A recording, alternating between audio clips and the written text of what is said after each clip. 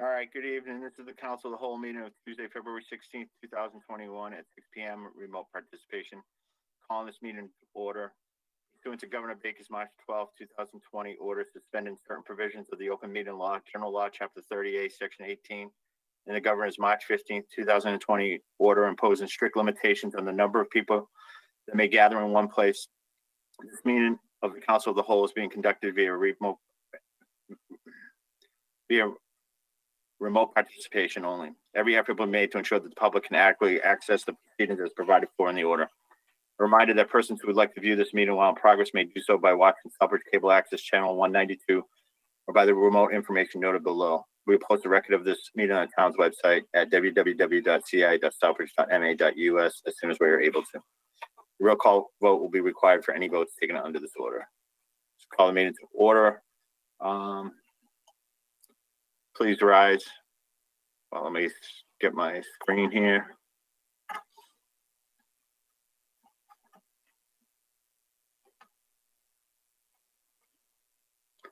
I rise for the Pledge of Allegiance. I pledge allegiance to the flag of the United States of America, to the republic for which it stands, one nation, under God, indivisible, with liberty and justice for all.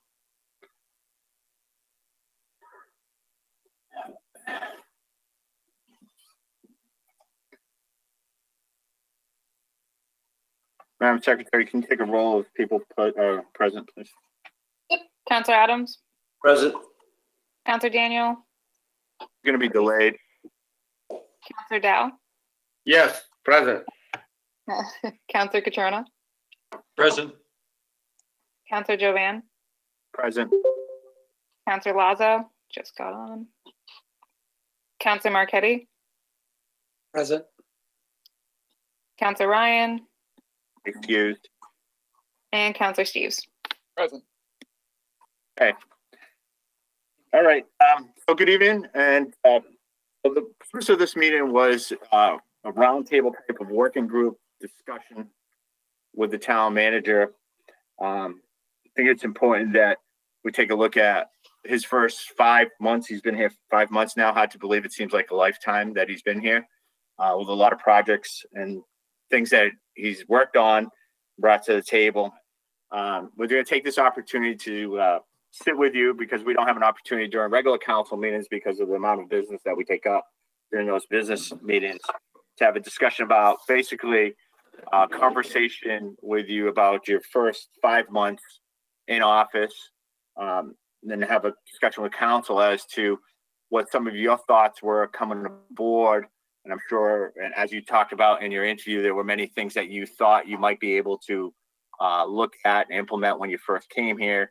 And obviously there were many changes because you inherited a lot of projects that were ongoing and issues that arose, and also trying to manage a town during a pandemic. So again, I term this as a roundtable discussion, working group. I think it's important. Most councils don't have the opportunity to do this. I know in some smaller towns, they do this as a board of selectmen. They'll have working group meetings off of their regular meetings, but we run so many subcommittee meetings and the like that we don't have time to fit it in. So it's important to talk about that. So we just talk about the first 5 months of your appointment, talk about the FY22 budget, and reviewing rules and regulations of the council. Well, we're supposed to have a meeting just to talk about broad aspects of the budget. So we'll have a quick conversation about broad aspects of that. Some of the potential projects goals that you think are, and obviously we have to do an evaluation per your contract by the end of the fiscal year. So I want to just have a high level conversation on some of these goals and work out or have your thought processes, how we as a council can work together to bring all these things to fruition, to be able to, one, measure your performance, because it's important that we be able to measure your performance for the town, and also talk about some of those potential goals. And I think also when we talk about counselors, and this is no reflection, so please, my colleagues, don't take any offense to or think it's personal, that we all have different things that we see as perspective during the day-to-day operations of the town and priorities that we may see or want to get accomplished. And they're all important. And then we have to sit here and figure out a timeline as to how do we establish some priorities, because there were a lot of things that were left to the town manager from the previous administration. It was all well and good to go out and get reports and do studies, and then those studies sit on a desk, and then some councils pull that study off and they say, hey, I want to have this brought up to the forefront, which is great to have that conversation, but then it's how do we establish those priorities going forward through a budget season, and establish those for the upcoming year. So those are some of my thoughts. Any councilors have any comments on what the expectation of tonight is? Gladly, and then we'll turn over and talk with the town manager. No? Okay. So, Mr. Town Manager, Michael, been here 5 months. Obviously, you had, and I think you were off when I said this, you had a certain set of expectations of yourself and goals that you wanted to see during, say, your first 6 months. I'm sure you had, knowing you have detailed plans and a mission that you want to accomplish. And you got here and have a conversation, I guess, about your first 5 months and what you accomplished, and some of the things that you thought you might have wanted to work at that you may want us to consider for future goals or objectives, I guess. So, Mr. Manager? And I apologize if I missed the Pledge of Allegiance. As I said, I had technical difficulties. So I'm assuming we've already done the call to order and the Pledge of Allegiance. Yep. Okay, because I was on, but I couldn't hear and you couldn't hear me. So I had to jettison. If you wouldn't mind, Mr. Chairman, would you allow me to be a presenter as well? Yep. Hold on one second.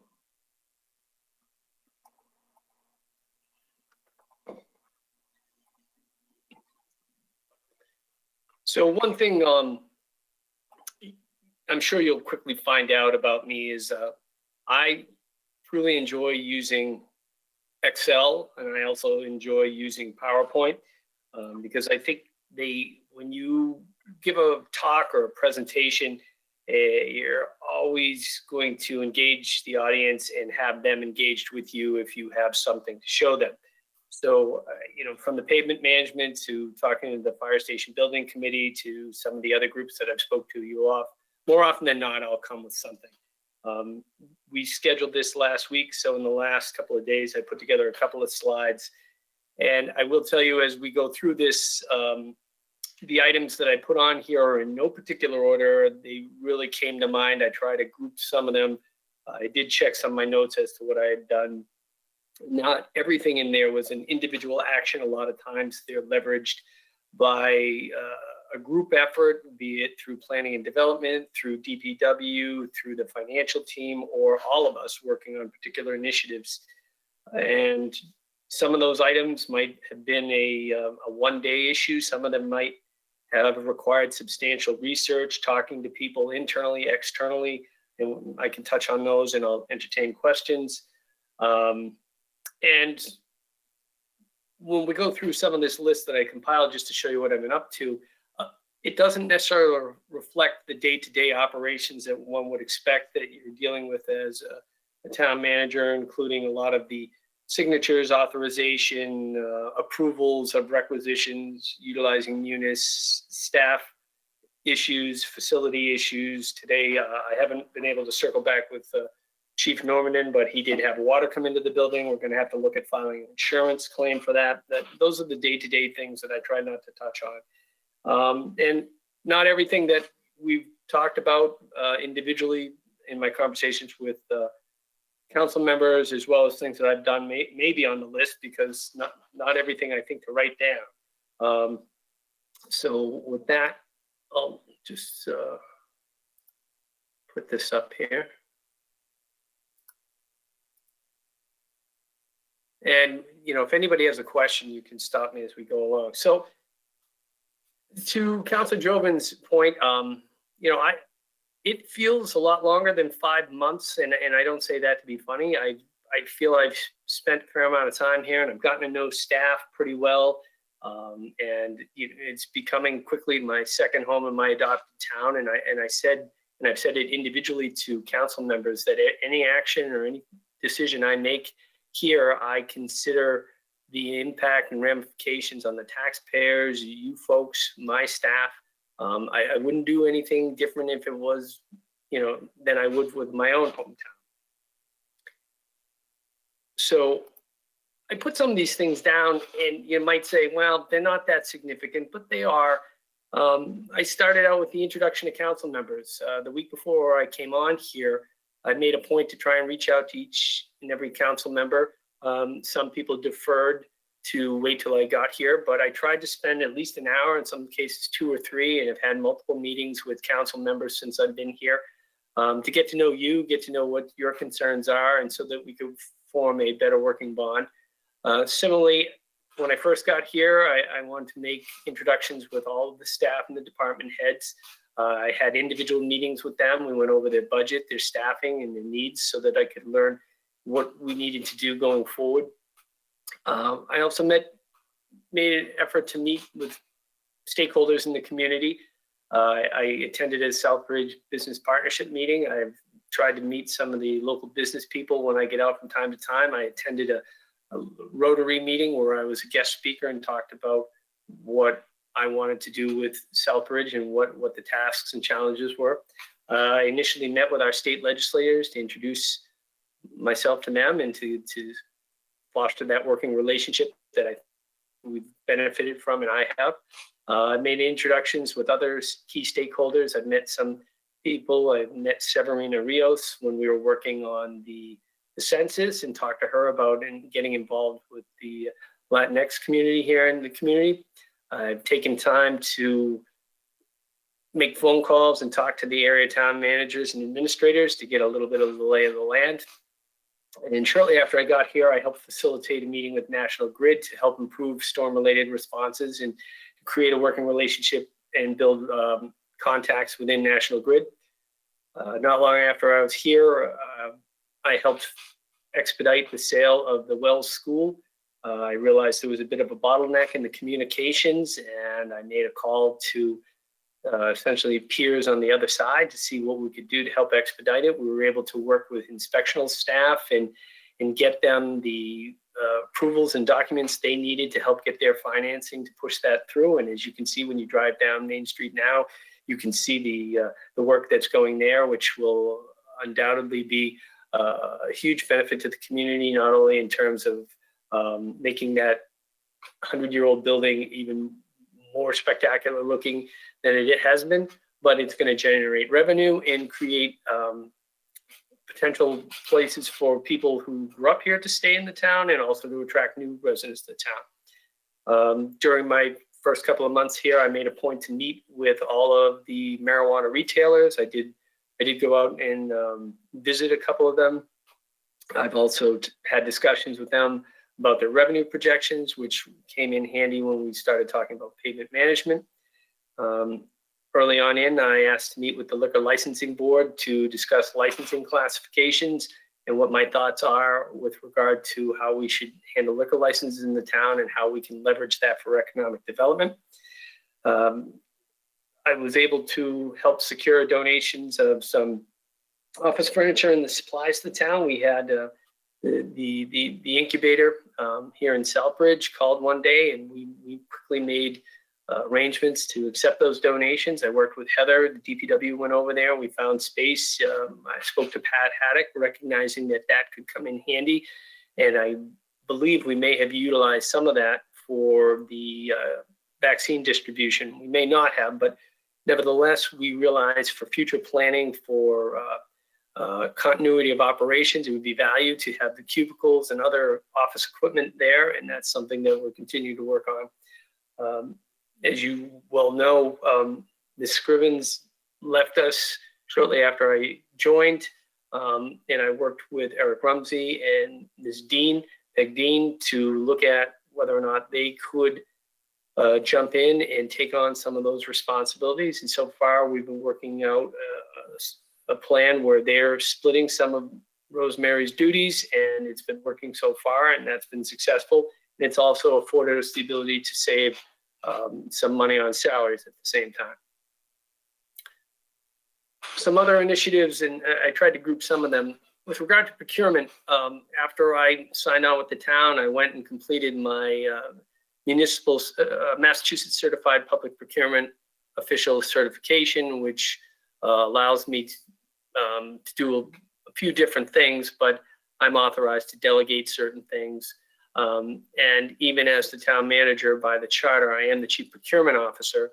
And when I came on, I realized that not all of our filings were in order with the Office of the Inspector General.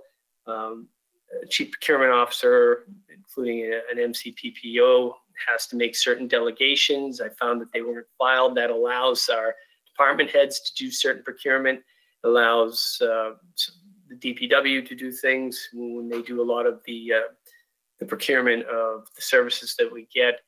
So the assignments and delegations had to be filled out and completed and properly processed. I took care of that. We started looking at who was doing procurement, making sure that the appropriate people were doing it, and then making sure people were going to get trained. I've had to do some emergency procurements since I've been here, most recently with the water main break. Typically, that just requires me to authorize the department head to go ahead and make the repairs, and then we have to do certain filings with the Office of the Inspector General as well as publicize those. And since I've been here as the Chief Procurement Officer and the MCPPO, I've been involved giving advice and guidance on numerous procurement and grant applications throughout the town side, and I've even assisted a little on the school side. I've been involved in the sale of surplus property, including we sold that pole vault mat. We ultimately got $5,000 for it. On the legal side, as you may recall, I was involved in settlement negotiations for the landfill. I also took on the responsibility to evaluate, select, and help appoint new counsel for our general counsel, labor, employment, as well as cable. And since coming on, I've been mindful of the council's wish to reduce legal expenses, and I've been trying to minimize unnecessary calls to council for advice and guidance where I don't think we need it. On the human resources side of things, I've been involved with the hiring of personnel, including personnel in the inspections, health, and DPW departments. This may be an ongoing thing, but we're working to make improvements as we convert from KVS to Munis, and we work with the payroll systems in there. I had talked to our HR specialist, Kim Farron, as well as Melissa Sawatsky in the Treasurer Collector's Office, who handles some of the payroll benefits and administration, about better tracking of vacation and accrual of those benefits. I've also worked with Kim Farron to help create the telework policy that you recently approved. I've been involved with the vetting and interviewing of the board and committee appointments that have gone to subcommittee. I've taken time to call the various candidates and get some background on them. As you recall, I came to the board after doing some research, realized that we had not adopted the local option tax for collecting the marijuana, which would have been a problem for us. We did the appropriate filings with the DOR after bringing it to the council attention. Some examples of the relationships that I did build, we were able to organize a meeting of the legislators to come out and review the Main Street Bridge project.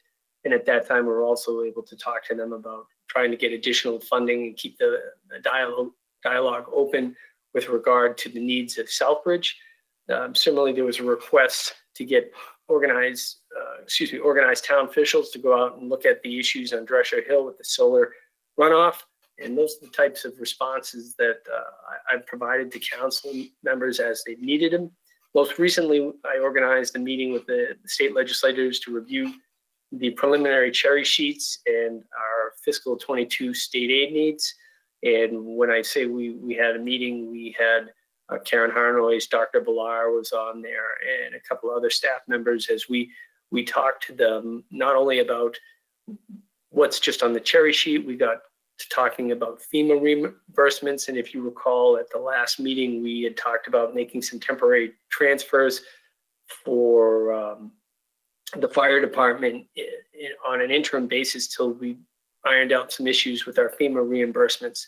When we brought that to the attention of the legislators, Senator Fatman had asked us to forward the emails, and whether it's coincidence or not, 24 to 48 hours later, Chief Normandy received an email saying that they were going to put through the FEMA reimbursements that he was looking for. So whether that happened on its own or whether we got some little assistance from our legislators, I don't want to delve into that, but I think the fact that we're working hand in hand with them and goes to show that we're doing the right things here in Southbridge. While it's not a huge deal, well, my assistant was out. I started leveraging the idea of using packets based on PDF files, which have those hyperlinked table of contents, which I thought could be a benefit in the long term. I know some counselors like to have them printed out, but I do think they're useful because you can transfer them back and forth through electronic devices. And they're environmentally friendly. We're not printing a lot of paper, and we're also reducing costs. During the first 5 months, I have had some telephone conversations with different members of the unions here in town, and I actually had a meeting with the E-board at the fire union. They had asked to meet with me, and we had a nice little round table where we sat and just talked freely about issues. And I think it's a good way to start a relationship here with the bargaining units to have that type of comfortable relationship. And I appreciated their invitation. Similarly, I've had numerous meetings with Dr. Villar in addition to some of the regular meetings I have. And at one point we talked about trying to combine efficiencies, and that included a discussion about getting school personnel to assist with some of our plowing needs. As you know, both Heather Blakely and I had talked to the council. We were having, or she was having issues attracting plowing contractors, and that led to one of the discussions with Dr. Villar and the ability to leverage some people there. Again, not the biggest issue in the world, but a lot of people use LinkedIn. I use LinkedIn, and I went out to LinkedIn shortly after I got here. I updated my page, but then when we wanted to post some of the positions, I realized that we didn't have a formal landing page on LinkedIn, which is typically an organization has a bit about its bios, pictures of the community, where you can put job postings, and we didn't have one of those. It wasn't the biggest task in the world. It might have taken a couple hours in an afternoon, but it gives us a presence. And I've always thought that the communities that don't do that, I think it's a shame they're not taking advantage of it, but it also shows that you're cognizant of all the different other social media platforms, and it's a way of doing business, and people go there to look at your job offerings. So I thought it was important for us to have that type of presence.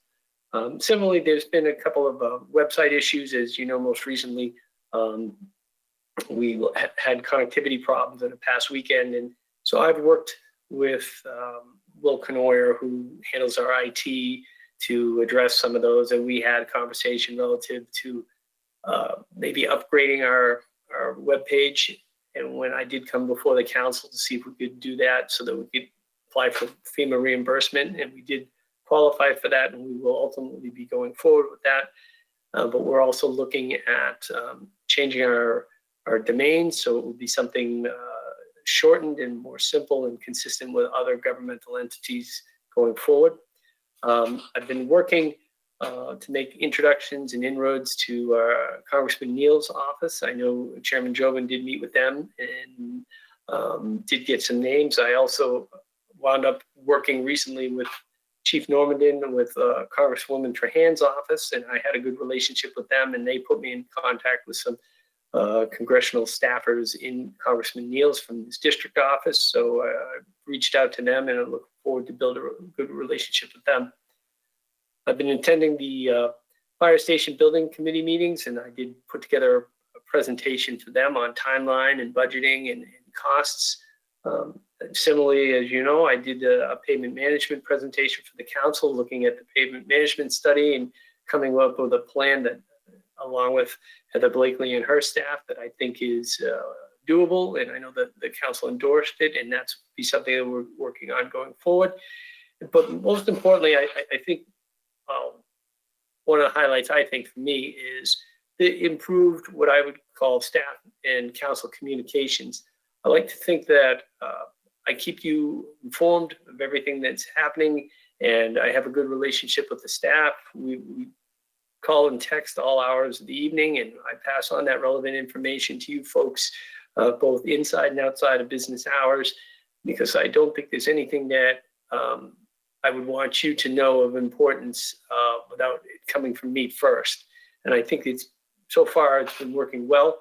I've received comments that it's been working a lot better than it had been prior to my arrival. So I think that to me is really of great importance, because it's the relationship between the staff and the council that I think is key to us working well and helping the residents here in the community. And so before I go on any further, I'm just going to stop here and see if there's any questions, what I put up so far. If not, I can just keep going. Questions, comments? Discussion? Good opportunity to have a conversation. Councilor Marquetti? Thank you, Mr. Council Chair, through you. If you want to keep going, that's fine. I was writing down some things as you was going along. I think that you said that you met with legislators on the Main Street Bridge. I think you meant Mill Street Bridge. Oh, okay. It might have been Mill Street Bridge. Yeah. The title of your documentation is the council, such as like an attorney. This is a council, like a town council. That's not a big deal. Yes. I would mention it. The sale of the Wells building, I thought that was sold by San Angelo. I think the only difference was we were having some problems with them getting final approval from the state. Now I see that there's fencing going up there, but is anybody going inside and seeing if anything's going on? Because the fencing's been there for quite a while. I don't see, maybe there's construction inside the building, but all I see is that there's a fence outside. That's all I really see. So a couple of things on that point. As I said, I put this presentation together relatively quickly. I may have misspoke on the Main Street, Mill Street, duly noted. No big deal. With regard to the sale of the Wells, when I arrived, I received some notes from the prior town manager that was essentially a done deal, and it wasn't. In fact, I wasn't sure when it was going to take place because they couldn't, as my understanding, get the appropriate financing to close. And so the closing date was getting extended. What they needed from us in order to get their financing locked up, they needed us to give them a letter essentially on town letterhead saying that we would be issuing a building permit to them if they bought the property. So they weren't going forward with the sale until their financial backers were comfortable that they were going to be able to do what they wanted to do with the building. So what that entailed was there was a meeting with our inspectional staff, and it included Chief Norman did his fire inspection. I believe Deputy Hewlick was there. We ultimately got the state fire marshal in, and all of those people at the table from the inspectional side did essentially a review of the project as well as the building and put down any of their concerns, and said that provided if they addressed that they saw no problem with issuing a building permit after the sale was completed, the transfer. With that in hand, they were able to go back and satisfy their backers. And that was the only way that sale went through. So the sale had not been completed prior to my arrival and was essentially just stuck in treading water. And I picked up the phone to find out why it was. And it was not really being communicated properly that they needed that type of information. So, once I spoke with Richard Relish, and we wound up getting a dialogue going with certain people on their side and found out what they needed. That's when it went forward. With regard to what's going on, there are they've been outside doing work on the facade. I've seen them repointing and taking out bricks that I would imagine are corroding. I know they're doing some work inside. They've come in and sought permits, and I would have to get our inspection services, our building inspector, Mike Julian, to come in, and give you an update. But I know they are actively doing things, and they had asked us to make sure they could get those permits so that they could get people working inside and outside and take advantage of the weather. Okay, thank you. I mean, that's a really strange story because I think that that building, I think Councilor Steve said that we've been waiting for this thing to happen for as long as he's been on the town council. So it's a very strange story. I thought it was a done deal, just waiting on the state's approval. But anyways, I'm glad to hear that it's going forward. See something it's done. You also said that you've managed to reduce legal expenses. I would like to see how much it costs us to have the attorney at the dangerous dog hearing, because that was a 5-hour meeting and the attorney was there for the entire time. So I would just be interested in knowing how much that cost us. Sure. I'm not criticizing you. I'm just saying that was a long meeting and the attorney was there for the whole time. So when I say reducing legal costs, one of the things that was brought to my attention and mentioned several times during the time that I was interviewing and came on was that it appeared that there was an over-reliance on town council prior to me showing up. I can't control whether we have a 5-hour dog hearing or not. So that's beyond the scope of what I can do. But when an issue comes up like the Wells School, do I need to pick up and talk to town council for 2 hours to get guidance? I think based on professional experience and what I know, I didn't need to, and I was able to. I did work with Attorney Caprara to get the legal documents done, and that's what we utilize him for. I don't go to the registry of things. But what I guess I'm saying by the reduction in legal expenses, I did talk to Ms. Ryan, and she said she's noticed a difference in the legal bills that have come in since I've been here. They aren't what they had been in the past. I don't find the need to call, and when I call, I try and be brief. I always exercise brevity when I speak with these folks, because I realize, having been an attorney that billed by the 10th of an hour, or excuse me, the 6th of an hour, I think we used to do every 10 minutes, that clock's running. So once I'm done talking to them, I hang up. I don't need to talk about the weather. I don't need to talk about the Sox or the Patriots or anything like that. So when I say I'm reducing legal expenses, I'm not picking up the phone all the time. And when I do pick up that phone, I'm using it judiciously. So I think you will see a marked difference as we go forward. Fair enough. You also said something about FEMA reimbursements. I thought at the last town council meeting, it was discussed that we were short getting the FEMA reimbursements for the fire station. Are you saying that it's now the entire amount has come through? I think at the meeting, the fire chief said he only got 30,000. He was expecting something like 90,000.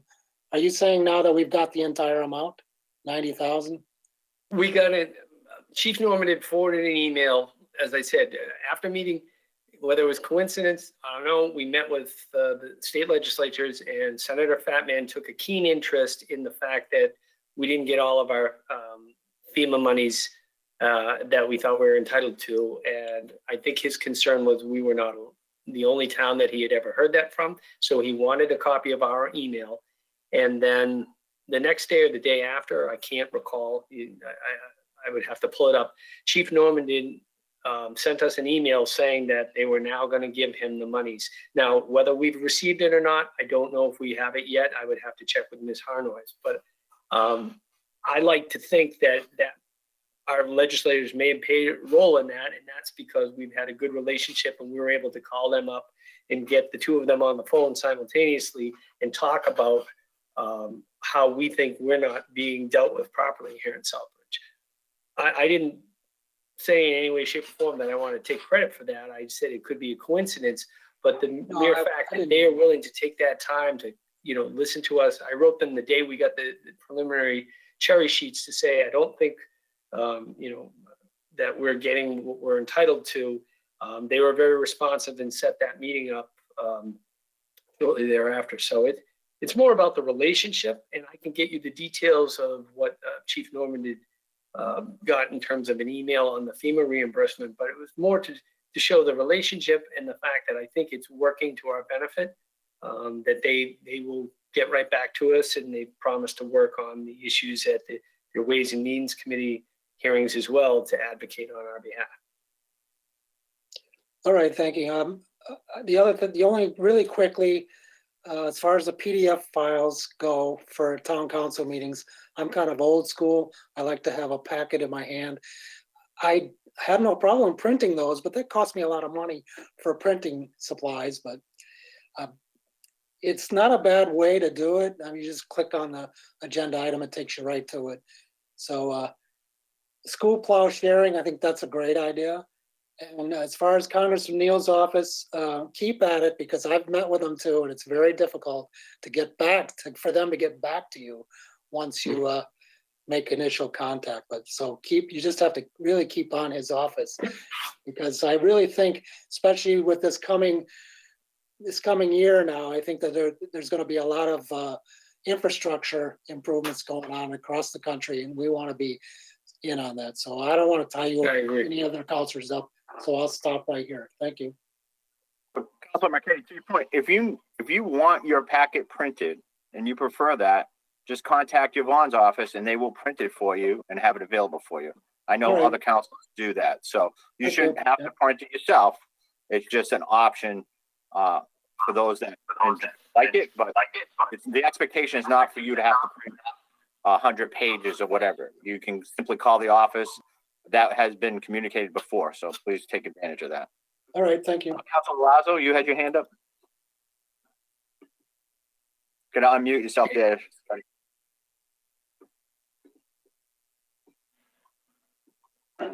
Sorry about that, Mr. Chairman. I would just like to say I've enjoyed the stay for the short time of the manager. I'm kind of like Father Time as far as serving on council years back when I dealt with many town managers with different town manager styles. From Boyer, Jacobs, Howley, Chandler, Clark, and then we had San Angelo. Okay, and I think everybody in their unique style. We've had stronger town managers. We've had really great working relationships with some and others not. And it was all a chemistry. Right now, I think the chemistry, it's what I call the honeymoon. But for a honeymoon, I have to say, this town manager has handled the day-to-day, and he's handled the inheritance of the previous manager. Not only was the Wells project stalled, we were under the impression that the registry was all set too, only to find out when this manager delves into it that we were in a tough way on that deal. And I think we might be turning that around, and I'm very optimistic about it. But I think what we're looking at here is where are we? Where do we go? And how do we get there? And we have inherited a lot of different type of management styles. And I'm not impressed with the previous manager, only because it was more about the lip service and window dressing and no follow through. And when I look at a Jack Howley or a Chandler, it really reflects what this manager is, how he manages. I'm not talking about personality. I'm not talking about charisma. I'm talking about work ethic, how he approaches a problem or an issue. And I like the approach. I think it's an asset to have this manager here right now for the time that we are sharing together and the issues and problems that we have to deal with.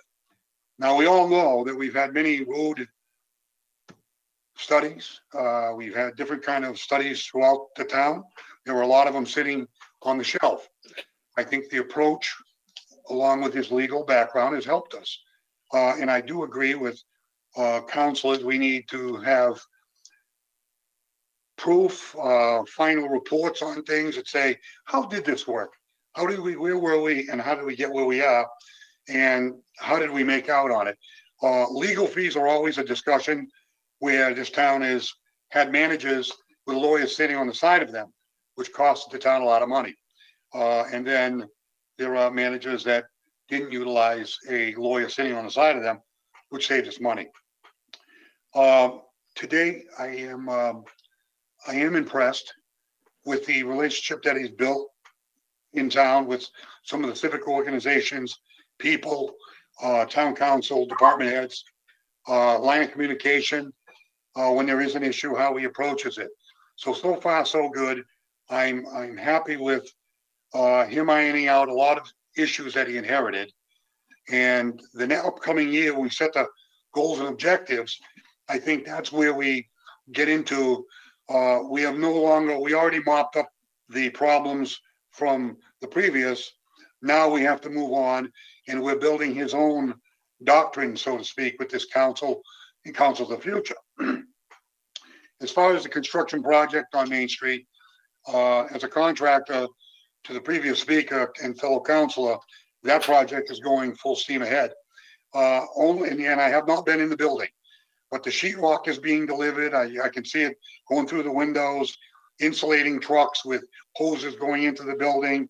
The repointing of the building is the first thing they do when they refurbish a building. The envelope of the building, roofs, walls, and windows, you're going to see happen consistently with all due respect to the weather. But the insides, the metal studding, the sheetrock, the insulating, a lot of the interior work is in the structural stage of reconstructing and reconforming what the building will look like construction-wise, as far as walls and where they belong and ceilings and stuff like that. So from what I'm seeing from the outside, and I would love to have a walkthrough if it would be feasible for the schedules like that for council. I know it's a private construction project, but I'm really excited about this project on Main Street, that it works for the town of Southbridge. But so far, Mr. Town Manager, I'm very happy as a councilor. I'm only one councilor, and it's only my opinion. But you know, my fellow councilors, I've always said this to Mr. Jovan, you've got to know the history. You know, one councilor said, I don't know how you did it back in the 80s, but, well, if you know the history, you don't make that same mistake twice.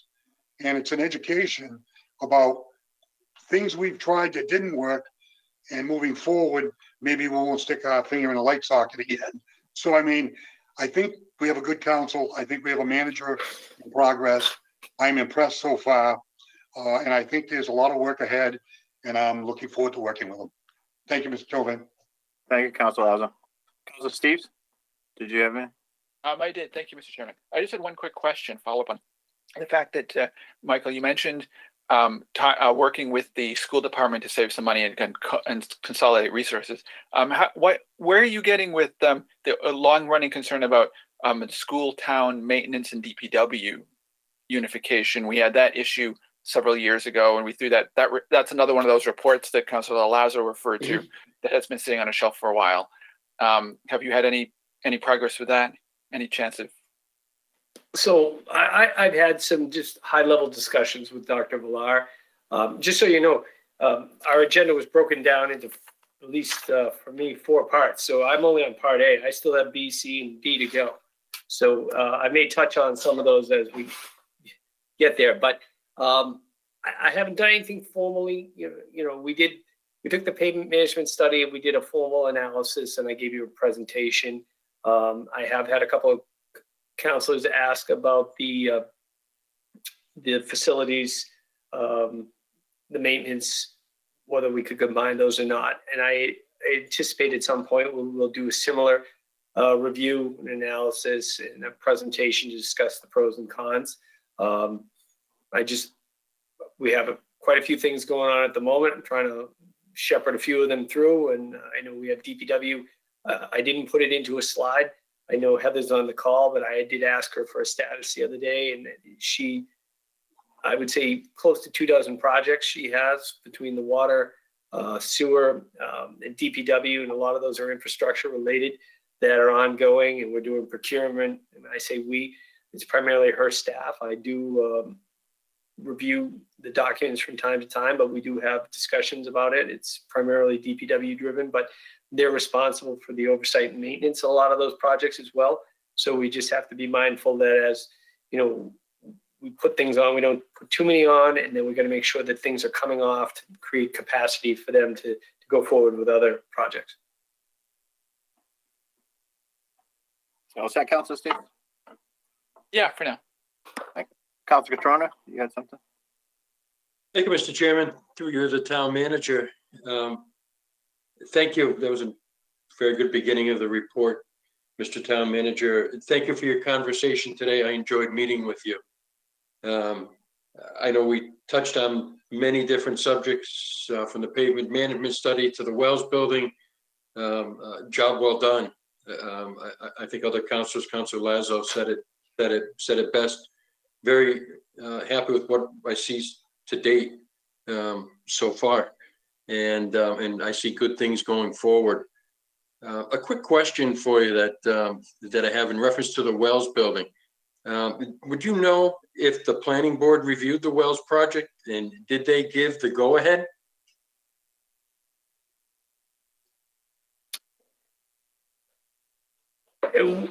At what point? I mean, I arrived here in first week of September. The review that was done was, once I took over, was by inspectional services with the town that comprised the building department, the fire department, and then the state fire marshal.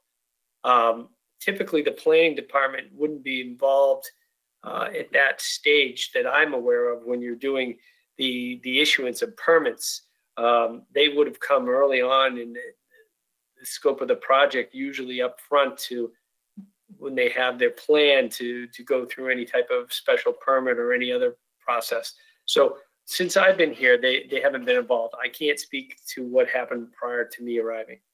Okay, no, it was just a thought, just a quick question, but I know we have more to go through this evening, and I'm sure we'll talk more, but good job so far. Thank you. Thank you, Councilor Catrona. I do believe that went through the planning board because I know they had to have hearings and stuff on it. So we look back in the agendas and the thing, but it went through a whole site plan review and everything in order for them to develop that project. But we can verify that information. Councilor Adams? I believe it went back in front of the planning board in 2018. And just for clarification, it also went to zoning board too. So Zoning board, right? So it was quite the lengthy process, and it did take 5 years. And a lot of that, just for a point of clarification for Councilor Marchetti, was that they were accumulating historic tax credits, and it takes some time to do that. And I think when the overall project, and I wasn't here when that first came on board, I think that overall project, I think the former administration more or less said that it was coming, and it was maybe in retrospect, because when I came on board, the conversations that we had with the developer, because he's done similar projects, said, no, these projects take 3 to 5 years to get through the whole process of accumulating tax credits and all that. So I think it was a lofty goal, but it's water under the bridge. The town manager did a great job to bring that project to. He's not explaining everything that went on in that, but it was kudos to get that done, because the former town manager had stated that this was pretty much a done deal, just going to sign a piece of paper and it's ours, and that wasn't the case. So if there's no other questions right now in this section, we'll move on with the town manager. Mr. Town Manager? If I could again get presenter status, I think it goes away once I stop sharing. So You should still be there, Mr. McCall. Just hit the screen. all Where it says Yeah, okay. screen. Yep.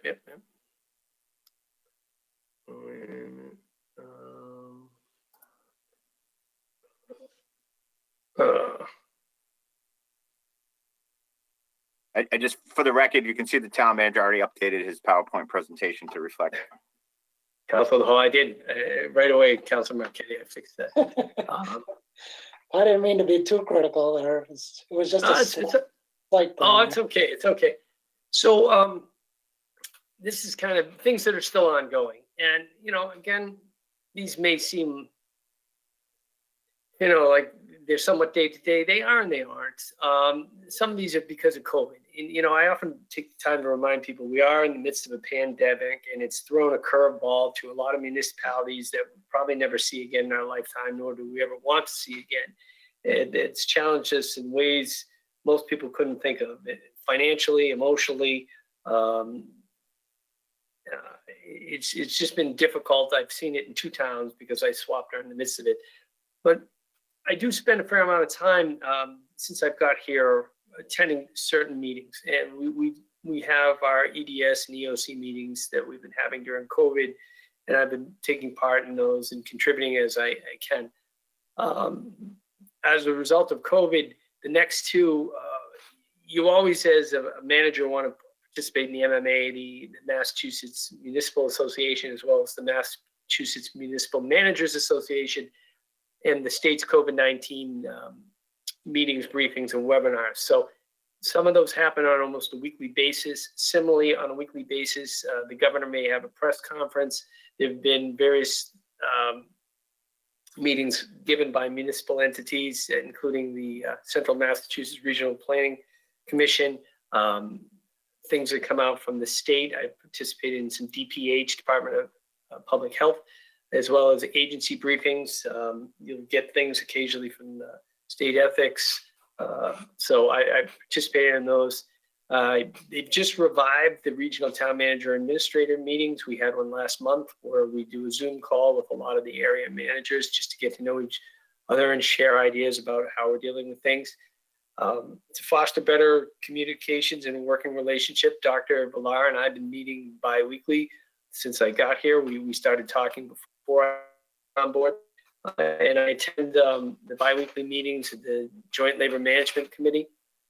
I was an alternate before I came here. I do think there are advantages to the town to me to continue to sit on that particular committee, because they do talk a lot about the trends that are going on with collective bargaining around the state, as well as what not only how it's been impacted by COVID, but of trends in terms of what people are asking and what is being tried and what's succeeding, what's failing. It's beneficial to all, and it keeps up one's collective bargaining skills as one participates. I've been working at the council's request. I've been talking with Jim Cosgrove and Max Gullickson, and from time to time participating in some of the discussions in the chamber. They brought in consultants to look at the lighting improvements, as well as put together the hybrid system so that the council can go back into the chambers, and that's ongoing. As you know, I've sent you a couple of emails. I work with Jim Cosgrove as well as Will Canoyer to deal with the archiving of the past meetings through GoToMeeting.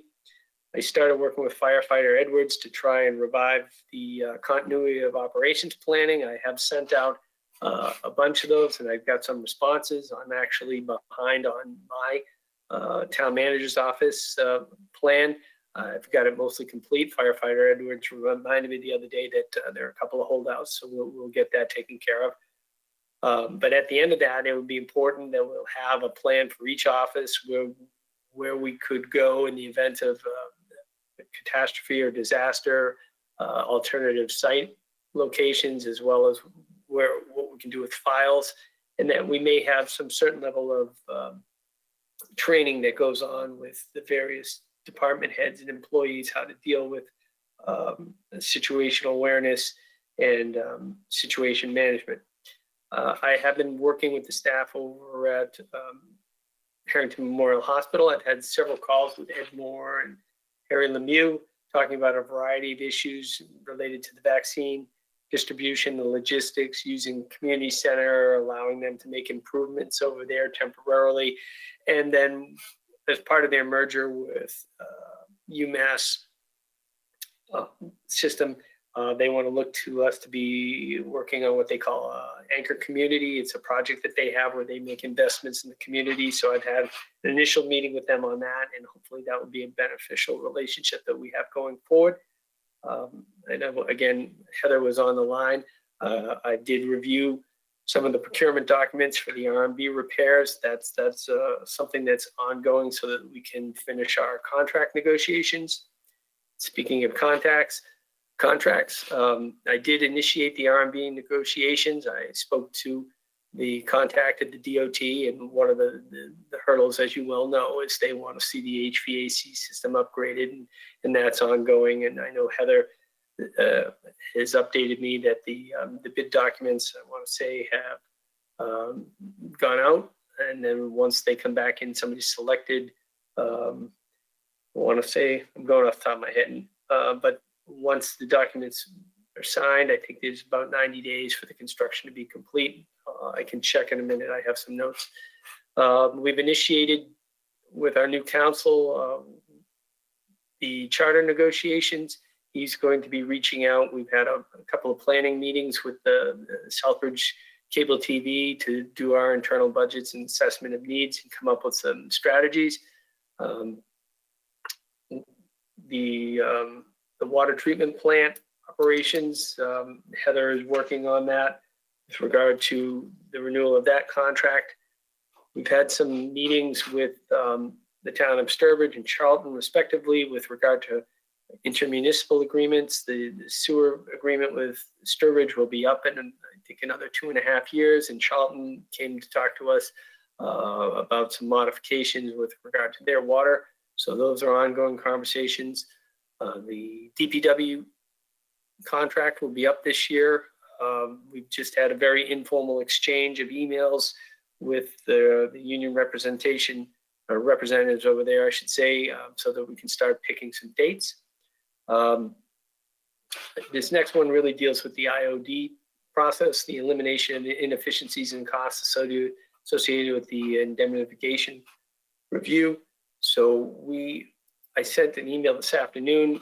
I did receive late Thursday an email from firefighter Peck, who's the union president. I did share that with you folks today, that they did vote on that particular issue, and he provided me a letter, and hopefully that addressed some of the issues at the council. I have been having ongoing dialogues with key local developers about economic development and the town's potential role in those respective plans. As I'm sure you can imagine, there's a couple of large property owners here in town. I don't want to get into those too deep here this evening, but trying to be supportive of some of the projects they're working on, and work with them to the extent we can to make sure that they're successful, so that there's benefit running to the town. I've had some of those high-level conversations that Councillor Steves had inquired about with Dr. Villar about centralized HR and payroll, and I should add that we did have some informal discussions about, could we combine certain services? So I've made him aware that I may be doing an analysis of the combined facilities, and also ongoing initiatives. I'm continuing to meet with the Fire Station Building Committee to provide advice and guidance on their initiatives. We've been having regular meetings, and we're going to have some more meetings with Maya, Massachusetts Interlocal Insurance Agency. They provide us our health and property and casualty insurance, and I met with them a couple of times to discuss issues here in town, some of our larger losses, as well as our rates, to ensure that we're getting the best we can. I don't meet alone. I often meet with Melissa and Karen and other members of the team. And these last couple, some of them are more day-to-day, but since people found out I'm here, I do receive a fair amount of constituent calls, questions, concerns. I am doing my best to address all those as they come in. Similarly, I've had to address some public document and informational requests. Again, I put ongoing is minimizing legal expenses. It is something that I took very seriously through as I said, the interview process and comments with counselors to make sure that we continue to do that going forward. So as I said before, I think already working with the new council, tried to minimize them. I think that's an accomplishment I've already made I can get you some bills to show that there has been a change, and I hope you will continue to see this come the end of the fiscal year, that we're continuing to use those judiciously and not run up the bill. Another COVID-related thing is managing internal union and non-union COVID-19 cases and exposures. And that has been a challenge. We've had additional employees today that have reported having symptoms. We have to keep people quarantined. They can't come into the building. I've worked with various department heads, Heather in particular, where we've had to ensure that the buildings and equipment get sanitized. So we've had to make a lot of quick decisions on whether or not to close people. We've had people that had come into the building previously and had been in the building and then learned they were COVID and potentially exposed people. So there's been a lot of behind the scenes dealing with issues of primary and secondary exposure and actual COVID cases in town, which have taken up some time. And, you know, we've gotten, I don't want to say you ever get used to dealing with COVID, but we've gotten pretty good at understanding what we have to do. And we have some protocols in place to get some of our essential workers back quicker than others. And of course, one of the big things going forward, I think for me, and it's something that I want to ensure works to the council's satisfaction, is the implementation of that pavement management plan. So those are some of the ongoing initiatives that I'm working on right now. And I do have some future ones we can talk about in a few minutes. Unless there are any questions, Councilor Jovan, I can just give a quick overview of the budget. And that's up to you. Yeah, you go budget and then your future initiatives, and we can have an open discussion about all of that information into mind. All right. So on the FY22 budget, so the status, at the beginning of the year, I sent out a budget for the department heads. Individual department heads have been submitting their budget proposals into Karen Harnois. And Karen Harnois and I have started meeting with individual departments to review their respective budgets. We actually had our first meetings today. The timeline, the Department of Budget reviews will continue through the end of February until approximately the first week of March. Pursuant to the charter, the town manager is to make a budget presentation to the council by the end of March. It has to be by the March 31st, I believe. And during April and May, the budget will get scheduled with each of the subcommittee for their review and questions. And according to the charter, by the end of May, the town council must pass the town manager's budget amended or as is. So we will endeavor to adhere to that timeline. We have the rest of the departments coming in, as I said, throughout the month of February. Once that's done, Karen and I will get together and work on putting together the budget, and I'm hoping to put some goals and objectives from the departments as well as an introduction, giving a brief financial overview for you. Let's see here. Future initiatives. A couple of things. Council Chairman Jovan had asked, you know, what were my thoughts? What are the things that I wanted to do? I have quite a few things that I would like to work on here in Southbridge. Some of them I can't tackle until we continue working on some of the ongoing issues that were before us and continue with management and oversight of some of the other projects that were here before I got here. But I've shared my thoughts on the liquor license with several councilors, in particular Councilor Adams, and I've met with Councilor Adams as well as our representatives from Economic Development, Eric Rumsey and Peg Dean, and I have talked to people at the Liquor Commission that, as well as our state representatives, I do think part of an economic development initiative is going to be having additional liquor licenses here available to restaurants that wish to come in. Many of our liquor licenses that we have currently are more for more traditional tavern-like uses. And speaking to the ABCC, that you can classify some of your licenses as such, but I think if we want to attract people into town, we should have a healthy complement of places where people can go get a drink, as well as people can have sit down. We have, since I've been here and come to realize that we have some nice restaurants here, but I do see that people from time to time suggest restaurants in our budding towns. And I did review a prior report here that we do lose a fair amount of dollars every year to people dining outside of the community.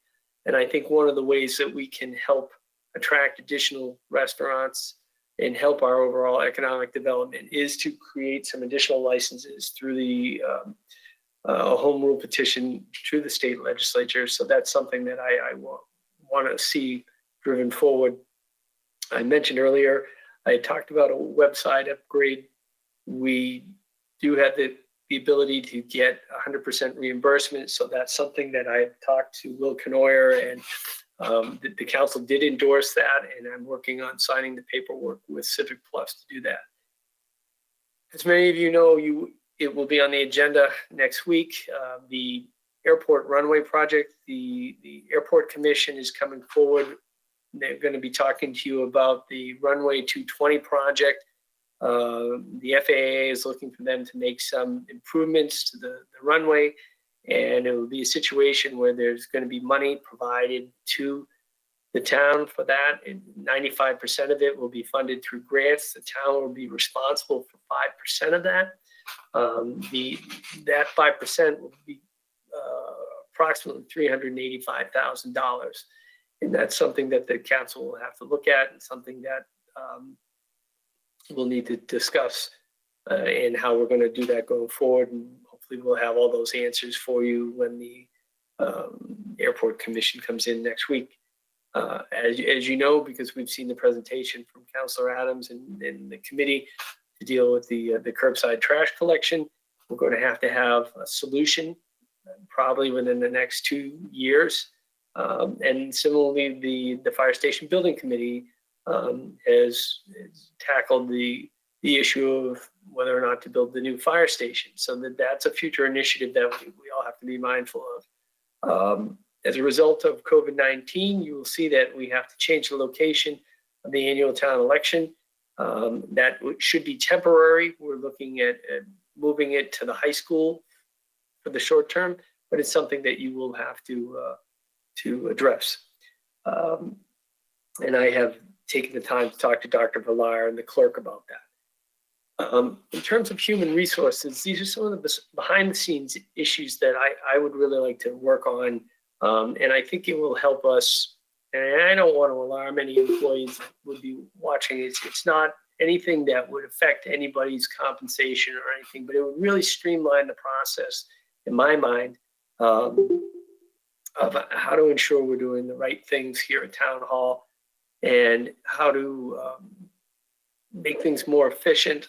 I do have conversations with Karen Harnoys and Melissa Zawadzki about how we do things, and I think there's room for improvement on how we handle things. For instance, synchronization of cost of living increases in steps.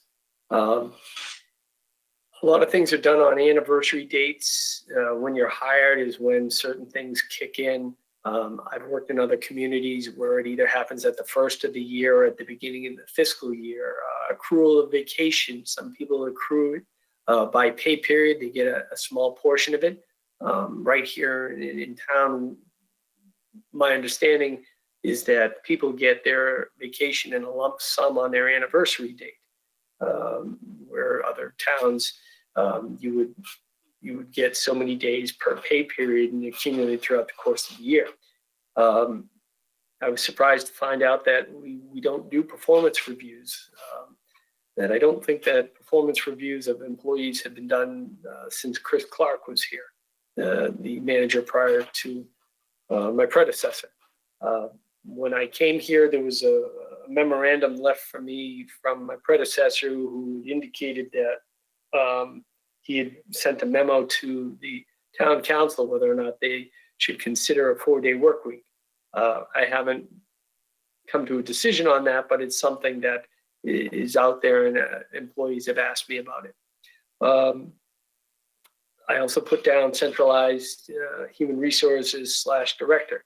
That's something that I've talked to Dr. Villar about because I do see some inefficiencies and some issues, and it's necessitated some of these sit downs between our respective HR folks and payroll folks that it may be beneficial to have somebody in a centralized position that is looking at both sides of the school and the town side to ensure that we're doing everything correctly with regard to payroll and HR benefits and administration. So those are a couple things that I want to address.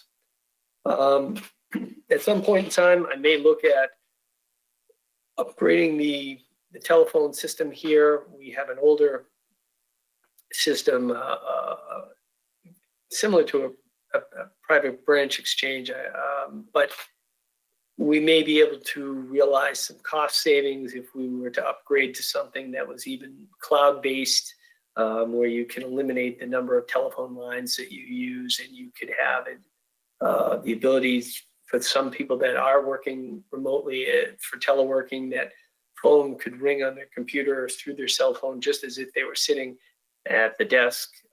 It allows for seamless client service when you can reach people that way. I'm also looking at working on some staff training as part of my responsibilities as Chief Procurement Officer. I've been talking with the Office of the Inspector Generals. I've been putting together a list of department heads and key employees that I think would be, or I should say, would benefit from taking some procurement basic training that they would provide to us. They would come out and do a 3-hour class. Right now, they would do it via Zoom. And similarly, I've talked to Bill Canoyer about getting some cybersecurity training for our staff. He's looking at a grant that will allow for that to happen. We could do some in-house, but the insurance companies are going to start looking at making sure employees are trained properly to identify hacking attempts, phishing emails, and other scams.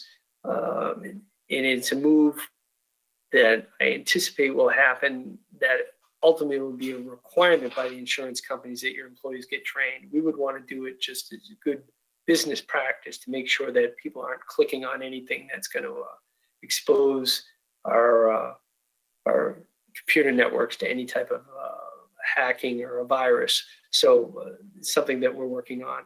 I put the rail trail down. We've had some informal discussions. I know there's some excitement on part of staff. I know Ms. Dean has been looking into this. I do think the rail trail, we have the old rail lines that bisect the town here. They've been successful in a lot of communities. My hometown has one.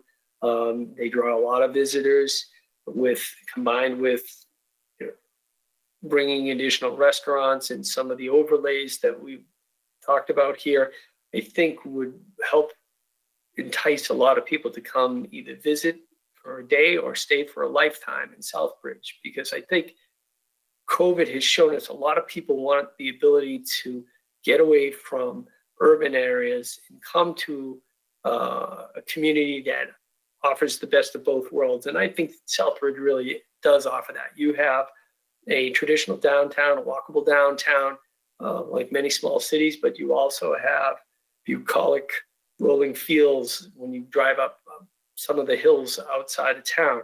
And people can come here if we're successful with our initiatives with these overlay districts, where we can have retail and residential and light commercial in some of these buildings. Someone could come here that enjoys hiking, biking, kayaking, wants to walk downtown at the end of the day to grab a meal and then go back to one of our historic mills where they can log into their company, and hopefully that company is right here in Southbridge. So I think rail trail is in getting that built up is integral to future economic development in the town.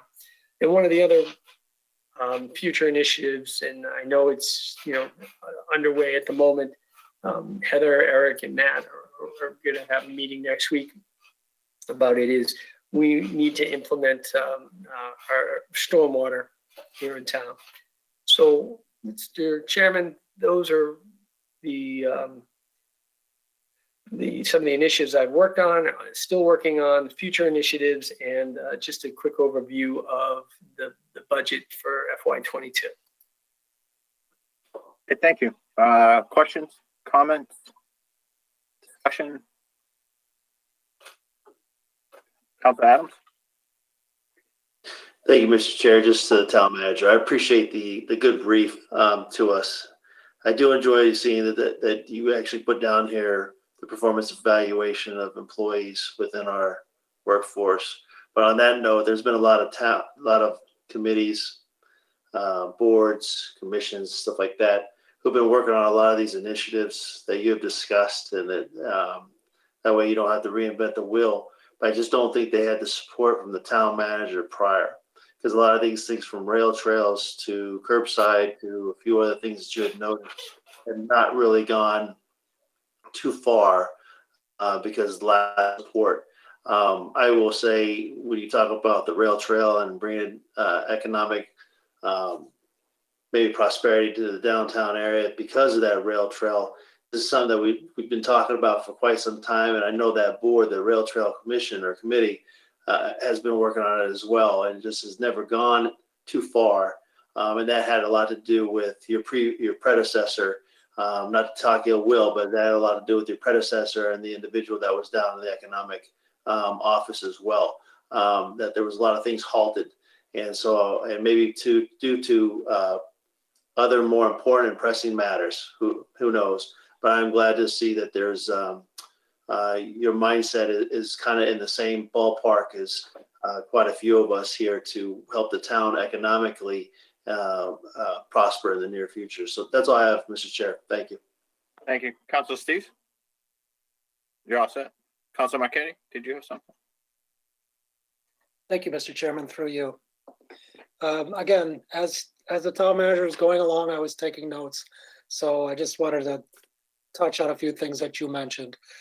As far as the public documents and information requests go, I did have a little problem with you early on concerning the CDBG grant money and the names of the businesses that were getting the grants. I felt that I read the state law and we were entitled to the names of the businesses.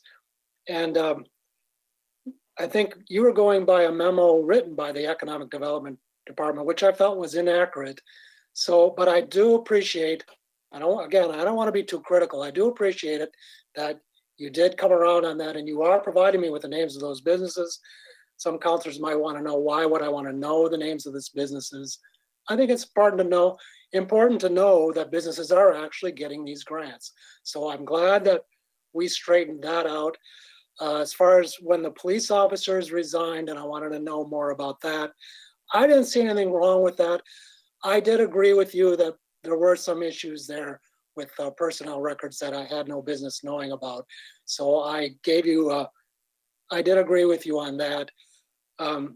As far as the inquiries go, I will give you A+ for that, because every time I ask for something, you're right on it and you get back to me with an answer or you take action on it. For example, just the other day, after the big snowstorm, and this guy on Maria Avenue never plows his abandoned property, you got on it immediately, and within an hour, it was taken care of. So I really do appreciate that, even though there were, I would call them hiccups early on here. I think that we seem to be on the same page with inquiries and information. As far as the symptoms at the town hall, it makes me wonder if we should go back to hybrid meetings right away. But I have to say, these long meetings on on remote are really an eye strain for me as I'm getting older. I sit and look at these meetings, 5-hour dog hearing meetings. By the end of the meeting, my eyes were very blurry. So I don't know what we're going to do about that. Maybe we should wait till we all get vaccinated. But I do think these remote meetings are really taking a toll on me. The manager wanted to say something, so I'll yield. Mr. Town Manager? No, and I'm not doing this just because Heather's on the call. I again want to defer a lot of the credit on a lot of these things. I think it starts with, we have good channels of communication. I try and be responsive to everything that comes in. And I have developed a good relationship with the department heads. So you sent the request, Councilor Marquetti. I contact Ms. Blakely. She also contacted the chief of police, and we get it done, and it becomes a team effort. Essentially I'm farming it out, but it's because I think the relationship I've built with you folks as well as with the staff, and that they're willing to work with me to get these things done in a relatively short order. I think if I wasn't crafting those types of relationships with the council, and I wasn't crafting those types of relationships with the staff, things like this would not get fixed. And I appreciate the relationship I have with them and the fact that they get out there and tackle these things. So these things couldn't be done without them, because they're the frontline people who handle these things. So I just want to make sure I said during my interview, and I say it regularly at the meetings, I can't take credit for a lot of these things, but I like to do things in a collaborative fashion. I think I work very well with these people, and I always want to give credit where credit is due. All right, and I appreciate that. You talked about you're going to be working on the budget soon. I look at all the issues that we have, and we really have about 3, maybe 4 main issues in this town. We have to improve the roads. You've taken initiative on that. Hopefully, though, we continue with that, and we just don't just seal crack a few roads and think that that's it. We really need to get these roads fixed, and so I want us to keep on that. With the curbside collection, pickup collection, and I mean no disrespect to Councilor Adams, but this is something I sat with him and Councilor Steves and a few other residents of the committee, and we discussed this for a year, and it's not going to happen if it's just going to sit on someone's desktop. So really need to keep on that, and the council's going to have to make a decision on that. I think it needs to go to a subcommittee.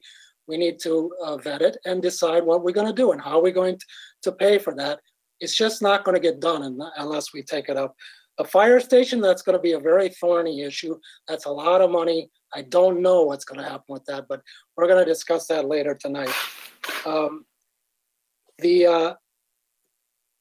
As far as the 4-day work week, I don't know about that one. I'd like to see Fridays open all day long, because there's a lot of people say to me, they come to the town hall, they can't afternoon on Friday, and the town hall is closed, and they don't appreciate it. So I don't know if I would agree with a 4-day work week, but that's something that the whole council can decide, I guess.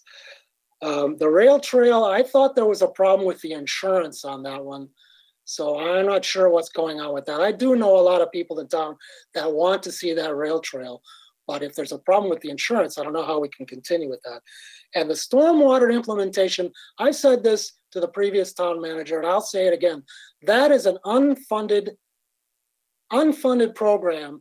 And I think it's my own opinion that you should be on our state reps and our federal government representatives to get money for that, because this town cannot afford to enforce that in the stormwater implementation. So that's an unfunded mandate, and I'm not too happy about it. And I think we should really be on them about it. And that's all. Thank you. I'll stop for now. Thank you, Council. In regards to the rail trail, I think it's great that the town manager has brought that back up. I did have a conversation actually with Congressman Nail when he was here, and he had mentioned that he had gotten us grant money for, that was part of an earmark that he had gotten money for. I don't know how he participated in it, but he said, oh, I have this rail trail. And I said, well, that's great, but all that money that we were allocated for that rail trail, the state took. He was unaware of it. So he, because of an issue with the banking that was falling in that DOT was going to do something with. So he's very interested in that rail trail. He would reach out. So I think that's something as a council, we should circle back. And to Council Adams' point, it is great that we do have a town manager that will work with these other commissions to bring it back to the forefront. So it is a project that's worthwhile. And I think we need to engage the congressman on that as well. So I'm going to go to Council Catrona first, and then Council Lazo, and then Council Steves. Did you have your hand up? You did? Yes? No? Okay. Council Catrona. All right, thank you, Mr. Chairman. Through you to the town manager, great presentation. Thank you. It's nice to hear talk of the rail trail, possibly reviving some of the mill buildings, the liquor licenses. It's all economic revival of this town. And I know certainly Councilor Adams has been on that for quite some time, but it's nice to hear. And it's how this council is going to handle these going forward. I think that's going to show the taxpayers, the citizens, and how we bring more people into town that are going to spend money here where we want it, and open possibly a few more restaurants and things for people to do. So I look forward to that, and I think many members of this council look forward to possibly seeing the revival of the rail trail. On a side note, going back a few items, I know we spoke earlier, the facility management report. That's something that, as we spoke, I will be bringing forward to subcommittee in the future. Nothing in the near present, but something in the future, just for conversation and to see what direction this council might want to go. But I think our priorities right now are I like what I see. They're in line, and in the meantime, we're also dealing with COVID. So, thank you again. Thank you, Mr. Chairman. Thank you. Councilor Lazo? Mr. Town Manager, presentation well done. Again, when I look at something like this, I think it's great. But a lot of times it's a wish list of what we'd like to have, what we have to have, what's a necessity, and what's nice to have. So for myself, the revitalization of the rail trail, a good idea. I heard that it ran onto the skids because of the hazardous waste beneath the rail was the cost of doing business, of cleaning that up, but that could be something that could be handled. But I think it all comes down to funding. A lot of residents do think that if you can't fix their sidewalks, how do you create a rail trail? And I turned around and said that why not do both, if feasible. But again, knowing the history and listening ear to the ground when it came to liquor licenses, this is the second time around that we came up with the idea of liquor licenses. The last time I thought it was a great idea. They came forward and the state awarded us destination licenses. They weren't the same as the liquor licenses that are in town now. It was for a location. It wasn't transferable to any other locations, just the destination. And I think that when the restaurants asked for them, they received them, and then the restaurants ended up going out of business for whatever reason. So I think that the thought process is in the right place. The history hasn't been good with it, whether we're not a restaurant town or we're a diner town or a pub town, I don't know. But I mean, I'm open to all suggestions to economic growth, but I'm also cautiously optimistic when we put together all these great ideas, and now we're going to have to get into the boardroom and prioritize. Is the rail trail more important than roads and sidewalks? Are restaurants the anchor of Southbridge, or is it manufacturing, or is it the hotel? Do we allow TIFs? There's a lot of discussion that goes into these ideas, but I think you as the town manager at this point to come up with these ideas and to put them on the poster board as things to be looked at, to be prioritized, and to be worked on, there's where I give you an A+. Because nothing is a bad idea until you get into the boardroom and you hammer the tin. and you knock that tin till you find out the good, the bad, and the ugly about whatever we're doing. And if it's affordable, if it's good for Southbridge, and if it's good for Southbridge, I'm on board 100%. And I'm willing to work on each and every one of these issues open-mindedly, but also understanding the economics of Southbridge and the affordability and the tax rate and various other things that come to be impacted. But I think that you as a manager, this is what the focal point is tonight. I think we have a great step forward coming out of your office with these ideas, revitalizing some of the other ideas of the past, accomplishing some of the things that you've done with the Wells Project, the registry of motor vehicles and stuff. I think it says a lot for you as a manager to do the day-to-day, the long-term planning, and the big picture looks very optimistic for Southbridge. And I am really excited about working with you on this stuff. Thank you. Thank you, Council Lazo. And I'm sure other councils have more history on the rail trail, but one of the specific things, and I think here's where you get the difference in the leadership of town from the management side, is that when we had council meetings and discussion on that, there was a lot of discussion as to the state wanting us to, okay, we're going to give you this property, but you have to assume all the liability. And we pushed back saying, but there were no other adjoining towns that had rail trails, and other councils can correct me if I'm wrong. Other towns that had been part of that rail trail, such as Dudley and Webster, I believe it was, didn't have those same stipulations put on them. So we asked the town manager to come back and go back to the state rep and to the legislator and get involved and say, why are we under this different standard? Why should we assume all this risk if other towns haven't had to do same? So I think it is a good point for discussion, especially if there's legislatures out there like a Congressman Nail that wants to see some of this completed for recreational outdoor enjoyment. But we now have that leadership that will move to carry the ball to say why, why, and to Council Adams' point, he is correct that they did not get the support. So I'm looking forward to that further discussion on that. Council Adams? Sorry, Mr. Chair. I think Councilor Steves went before me, and Okay. I wasn't sure who went first, but I'll defer to you, and then we'll have Council Steves go. Okay, Roger. I apologize for not concluding with some of my recommendations here earlier, but I do just quickly on the rail trail. That had a lot to do with the lease and follow through on that issue. But there's a long history behind that, but it is a good idea. Curbside, and no offense taken whatsoever, Councilor Marchetti.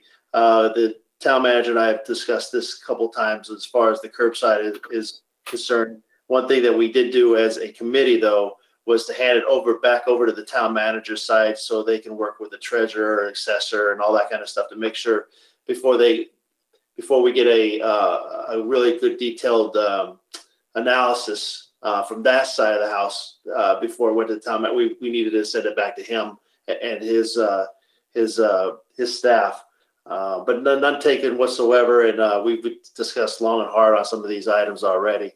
And so another thing is the liquor licenses. I know we've talked about the home rule petition since 2019 to get these liquor licenses that are completely different than and I know Councilor Lazo brought this up about the individual licenses per se that were for addresses that completely fell through. And I believe that was in 2006. So we are discussing that. Matter of fact, we have a meeting next week about that. But those are some of the goals that I would like to see for the future of the town manager. I know we'll set the timeline as far as when some of these things may be due and what they specifically are. The last thing, though, I do want to bring up was facility studies. I completely agree with Councilor Steves and Councilor Catrona, and I think a lot of us, we've talked about this study since 2018.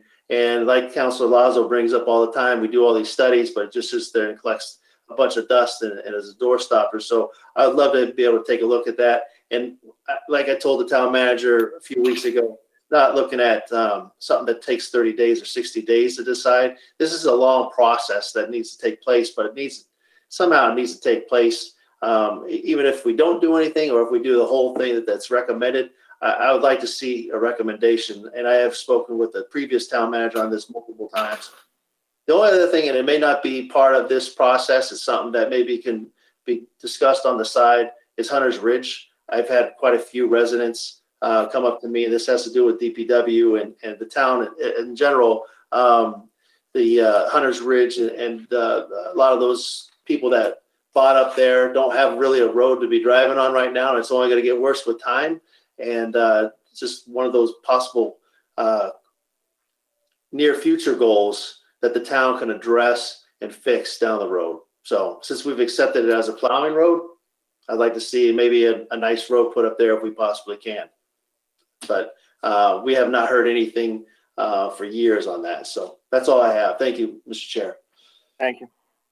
Council Steves? Oh, go ahead, Mr. Town Manager.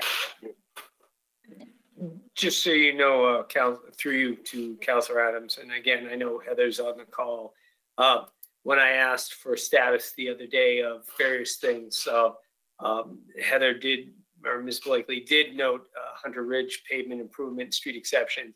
And she said that the next step there would be to need to develop an RFP for the survey and engineering for pavement improvements. So it hasn't been lost on this side. So it's on her radar as a project to tackle at some point.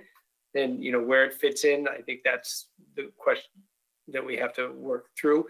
But I appreciate you bringing it up, and just I want to make you aware that you mentioned it to me, and I know it's in the back of Ms. Blakely's mind as well. Council Steves? And thank you, Mr. Chairman. A couple of things that, thinking of the whole issue of economic development, and I agree with a lot of what other people have said already. I think that a couple of things that jumped out at me was I think it would be helpful if we could put a little more effort into going after some of the deadbeat landlords. Somebody earlier brought up the concern about shoveling a particular piece of property. I don't remember who mentioned it. And I noticed that the Focus on Southbridge page is specifically complaining about the former Sovereign Bank building, which never gets shoveled. And that's right on Main Street. So I wonder if we could do something a little bit more about going after some of those, especially the corporate landlords, just let things sit and don't do what they're supposed to do, even though they still own the property. And related, it's not to blight issue, but I noticed that a couple of the communities are starting to look at how to zone and create bylaws regarding 5G, because that's going to be coming into our communities in one form or another. I know Boston has one. I know Malden has one. I know Oxford was talking about it as of a month or so ago, to come up with something in terms of trying to organize where they go, how the town gets paid for them, and those kinds of issues. Because more likely than not, they're going to come to town. I know it's a mixed bag in terms of what people think about them. I'm not a huge fan of them. But if they're going to come to town, I would make sure that our town benefits from it and we have some control over where they go so they don't just pop up everywhere. Council Steves, I'm sorry, your mic. What term did you use? What's coming to town? I missed that. The whole 5G communication system thing. 5G. Oh, okay. The technology. Sure what that was. Okay. Yeah. Sorry. In terms of, because I know it's been raised as an issue. I mean, primarily because it requires a lot more smaller transmission devices scattered all over the place than the current transmission system does. So that's going to have going on corners of buildings and all over the place. And I think we need to have some sort of control over where that is, how the town benefits from it, so it just doesn't end up everywhere and becomes chaos. Okay. And to go back to the rail trail thing, I think maybe a good people to touch base with would be Southbridge, because they're doing a lot of work on trails. They have a very active trails committee, and they are just recently got some grant work to expand their part of the rail trail from Westville, from the Calcutt Bridge, which already exists, up to, I think it was the corner of Farquhar and River. And that eventually is going to connect across town because they've got another section on the other side of downtown that's kind of working its way east as well. So eventually, if we can do our section and they finish their section, and you could actually eventually be able to ride all the way from Dudley all the way out to at least to Brimfield. Anyway, there's a lot of little pieces that are happening. And unfortunately, one of the bigger stumbling blocks is right in the middle of downtown Southbridge, unfortunately, which is partially because of the condition of the rails and partially because of the condition of some of the buildings right around those properties that, and what Councilor Jovan and some of the others have mentioned about the state's DOT just not being all that cooperative because they don't really know what to do with a rail trail, unfortunately. I guess that's all I have at the moment. Thanks. Councilor Daniel? Thank you, Mr. Chair, through you. Two things. Number one, I'd like to congratulate the town manager on another fine job. You're setting a high bar for yourself in terms of the presentations you're making and the information you give us. And I think it's for the benefit of the town that the bar is set that high, and I appreciate that you're doing it and that you meet the bar and get over it as well. So I appreciate that. So thank you. I'd also like to say and agree and echo with, I believe, Councilor Catrona, as well as some of the other councilors, that whether you're talking about liquor licenses or rail trails or overlay districts, it all does come back to economics, and the economics leads to businesses coming back into town. There's a lot of little things that are going on, some of them not so little, but there's a lot that's happening. And I think Councilor Lazo in the past has said that it takes a lot of little bites to eat a big elephant. And that's what I think we're trying to do here. And I appreciate the fact that we're looking at a lot of different avenues to get to that elephant. It's nice to see it happening. It means that we have to juggle a lot, but I'm willing to keep up with that, as I'm sure the rest of the council is, so that we can eventually get the town back up to where we know it can be.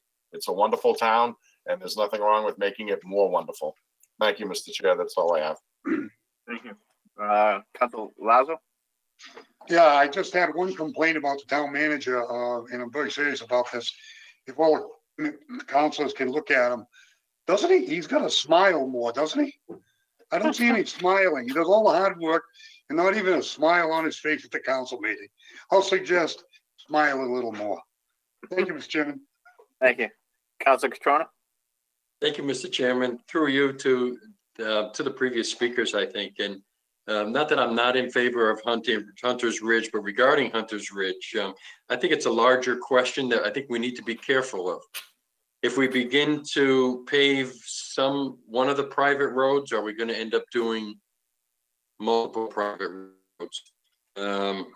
I think it's a larger. The larger question is being sure that the contractors don't walk away from these projects without the proper oversight, or without the town releasing these projects so that the contractors don't walk away. So I just think that's a larger issue. I do not disagree with the Hunter Ridge, but just something that we need to be cautious of. Thank you. Thank you. Councilor, what we'll do is we'll put that on a future DPW agenda through Councilor Marchetti's subcommittee, because there's a history to that that I don't want to, belabor for tonight. But there's certain processes the town went through, and there's also the conversation about betterments and all that. So it's a bigger discussion than to have tonight. So we'll put that on DPW so that he can bring everybody up to speed on that. Okay. Okay. Councilor Dowd, did you have anything? We haven't heard from you this evening. Thank you, Mr. Chair. Through you, I was listening. I'm a new councilor, so I'm gonna say a few things, but I don't think I have a lot of experience to be able to see a different town manager. But what I used to hear and see in the past, and now, Mr. McCall, I think doesn't matter what I say, it's not enough. So I don't want to sit and say he's good on this, he's good on this, he's good on this, because it's not enough. He have the patience to listen to all of us, We don't see fight. We don't see an argument. Every question we ask, he answer. If he don't, he will come back and give the right answer to us. And I see a lot of things moving in this town, regardless who make the decision. I think he's follow. Every decision was made to make sure it's done in the right way. I just like to see a few more things. I like maybe it's not the right time now, but I like to see more DPW hiring people. I think we need more guys on the road in the winter and the summers. We have a great team now, but I think some of them, they get a little older. They need a little support. I'd like to see more help young guys learning, to future. If somebody retires, somebody take over. I don't know if I'd like to see a couple of more fast food, 24-hour in town. I think that will keep the town more alive too. I like to see a couple of board we have in the town hall have more guys on it, like the liquor board and the zoning of appeal. So, other than that, Mr. McCall, I think with my experience, super good. The more important thing, he's patient. He listens to all of us, regarding if we're mad, regarding if we're quiet, regarding if we ask questions is not in the right place. He never react or get mad or walk away. So that's a huge thing for us here, regarding my experience, what I used to see in the past. So thank you very much, Mr. McCall, and thank all the council. Thank you. Councilor Steves? Thank you, Mr. Chairman. Actually, Councilor Dow just mentioned something that I meant to bring up and forgot about the whole issue of boards and commissions. It would be nice to see if we can come up with a system to recreate a good stable of people to help fill these boards and commissions. I agree with Councilor Dow about expanding some of them, like the zoning board and the liquor board. If we can get a couple of, instead of 3 people, 5 people, would probably be better. But that's also, just to go to Councilor Dow, that's an issue that should actually be brought up with the charter committee right now, because they're talking about those kinds of things in the near future. I'm not sure exactly where it is in their agenda, but so if we could come up with a stable of people to have a backlog, so we can keep filling the vacancies and get some more alternates and things like that on some of these boards and committees, so we have people that are ready to up and run, to get involved and jump in running when some of these boards really need help, because some of them do. I think that'd be really helpful. So thanks, Joe, for thinking that. Thank you. Any other councilors have anything on past, current, future? So I think this has been a very valuable discussion as a council as a whole to get an update as to what some of the priorities and the thought process is, because town manager now can work on formulating some specific goals maybe for next year, because we do have to set goals or a goal or major goals by the end of the fiscal year anyway, to agree upon those goals so that we can evaluate him fairly on any measurable, attainable goals. So I think, over the next couple months, he can take a look at that, and we can have dialogue back and forth of how we want to proceed to develop a specific set of goals in the upcoming year that are attainable. And I know I'm looking forward to his first budget presentation because I know the type of work that he's been talking to me about anyway, and Councilor Daniels when we have our bi-weekly meetings with him. So we're looking forward to, I think the budget process will be much different than what we had in the past. And perhaps the staffing issues will come up, because I'm sure, everybody looks for staffing as well. To that point, Mr. Manager, the budget message to the department heads was it, and I think you alluded to this, but again, as a broad aspect, so we satisfy requirements of our rules and regulations. The thought process is a level service type of budget this year, given impact of COVID-19, uncertainties in the state funding and mechanisms. Is that correct? That is correct. That was my message. It wasn't doom and gloom, but it was really, we need to stay the course because we don't know exactly what the balance of this fiscal year holds and what next fall holds. And it could take some time for our local receipts to bounce back. You know, we could get people vaccinated and people start feeling good, but it could take a quarter or two for us to see our hotel and meals tax and other receipts come back. And it could take some time for that to trickle up to the state in terms of state aid. So, you know, while we see light at the end of the tunnel, we can't just run out and start celebrating today. It's really where we're at. So except for contractual obligations, I encouraged everybody to live within their budget from last year, essentially level funding all of their utilities and other expenses, and just plan around any required step increases and things of that nature. I did neglect to mention earlier that in addition to hiring some people, one of the things that I did do, and you know, I've had some discussion with department heads, I did purposely choose not to fill some positions right now during COVID-19. And we may have some indirect savings, but in my budget memo, I did mention to those department heads to plan to put those back in for the coming fiscal year. I can give you some specific examples. I've talked to Margaret Morrissey over the library, and if Margaret is watching, I do apologize. That's probably the only facility that I haven't got to since I've been here and due to COVID. And I'm overdue for a visit to the library, although she and I have talked a couple times. And as well,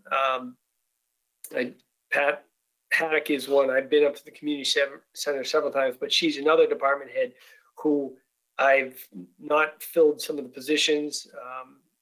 We have some library staff as well as some recreation staff that I thought would not be beneficial to fill right now, where we've had our doors shut at the library and we're not offering any outdoor programming or due to the restrictions on larger gatherings. So, you know, you'll see those in the budget going forward, but it was a decision I made after I got here that we would not fill those. It did allow us to save a little bit of money here and there, and we have been using that, I believe, with regard to the staffing at the vaccine distribution center. And hopefully once things get back to normal, we'll be able to fill those positions so we can open the library up again, offer our recreation programs. But at the time and under the circumstances, I felt it was right to just leave those vacant. But going back to your main point, yes, we have asked everybody to do their best to just hold out for an additional period of time until we get better news from the state, so that we aren't pushing back on people here at the street level here in Southbridge to shoulder too much of the burden. Thanks. Councilor Steves? Thank you, Mr. Chairman. Following up on what you just said about the impacts on COVID, can you give us a little more detail on what kind of, what we've seen in terms of like food taxes and other kinds of income revenue kinds of sources that are, and how they've been affected by the COVID downturn and those kinds of things?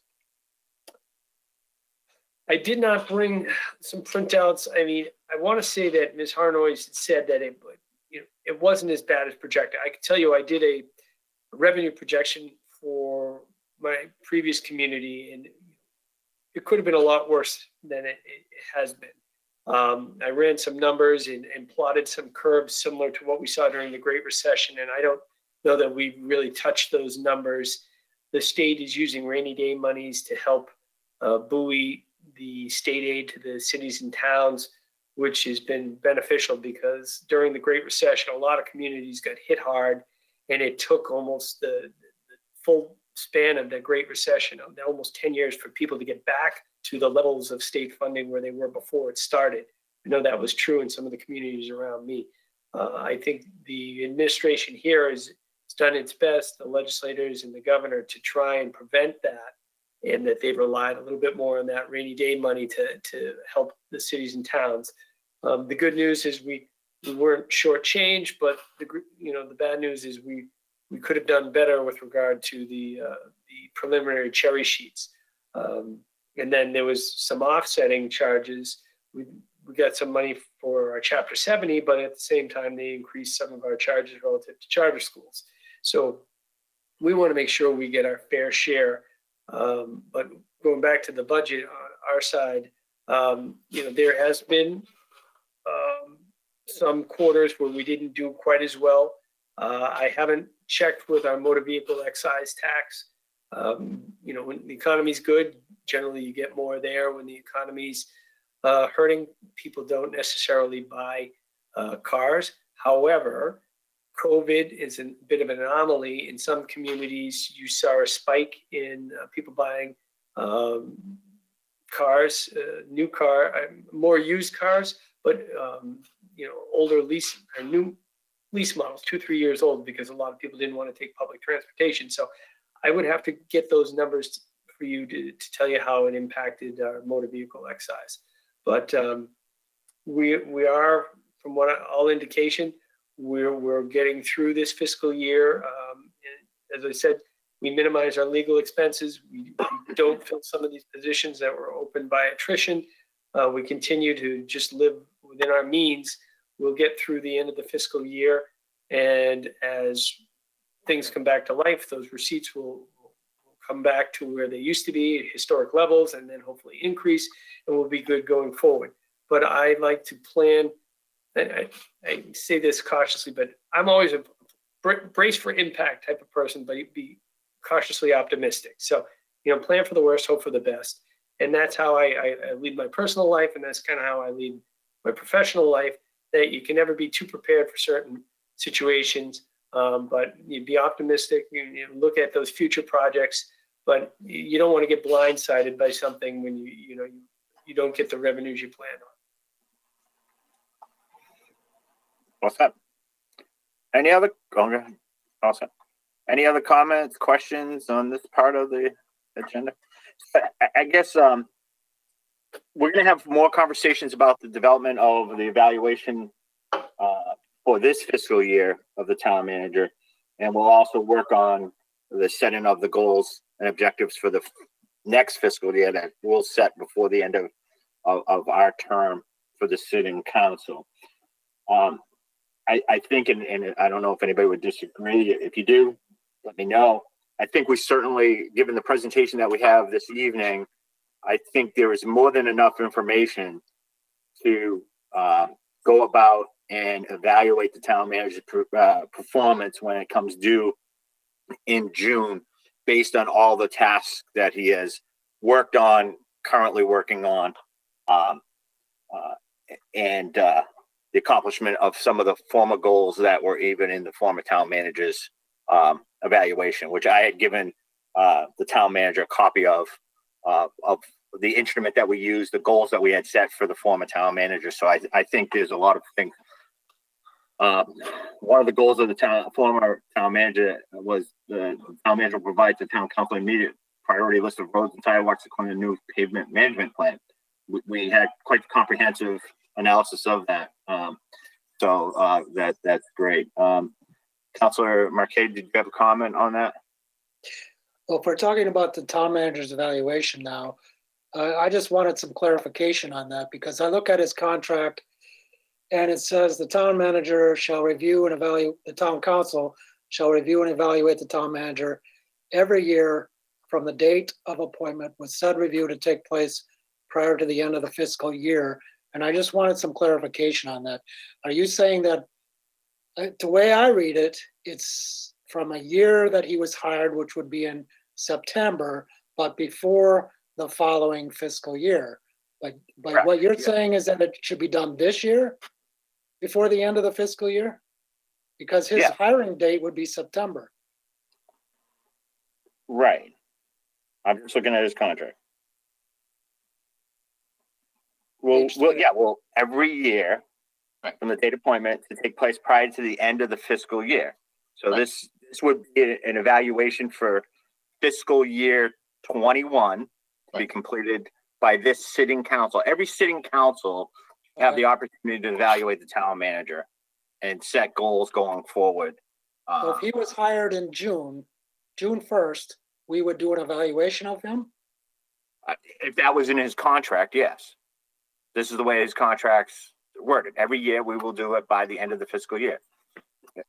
And that, I It mean, makes no difference to me. I was just, the way I'm Although- reading the contract, it's from the date he was hired, but. otherwise you're going If you do it this 21 year, months. that's fine. You're going to be going 21 months without an evaluation. And I No, it think could be that's not done fair. anytime. It could What's be that? done anytime, really. You could do it in September. You could. But I think It's fine.